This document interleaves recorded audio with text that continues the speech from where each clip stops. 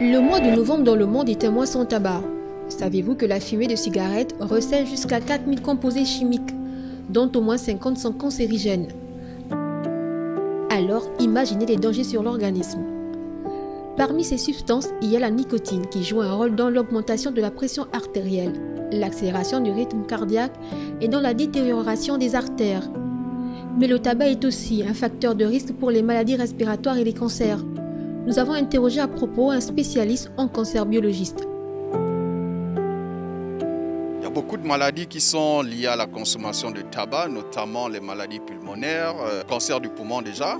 Les AVC sont très courants. Il y a une maladie qu'on appelle maladie pulmonaire obstructive qui est plus ou moins très fréquente, voilà, chez les consommateurs de tabac principalement.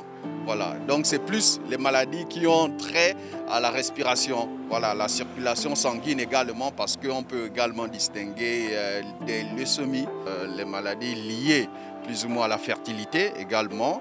Voilà, donc il y en a beaucoup et cela dépend plus ou moins d'une combinaison à la fois de l'état déjà sanitaire ou de santé du patient.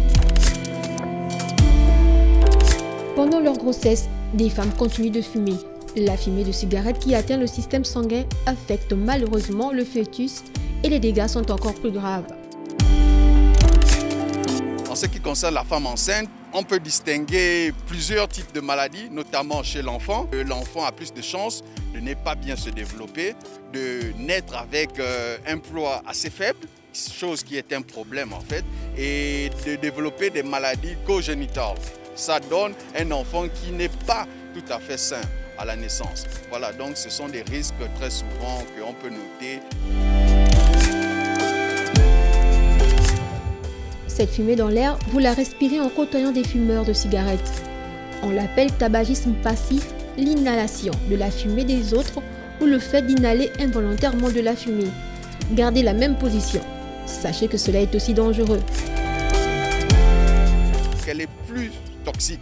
Et en 1964, c'est plus ou moins la première étude qui a démontré le caractère fatal de la consommation de fumée secondaire. L'étude a reporté 2 500 000 cas de fatalité dus à la consommation directe de fumée secondaire.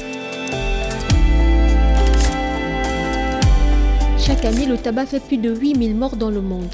L'Organisation mondiale de la santé estime à 77 millions le nombre de fumeurs en Afrique et prévoit que ces chiffres devraient augmenter de près de 40% d'ici à 2025 par rapport à ceux de 2010.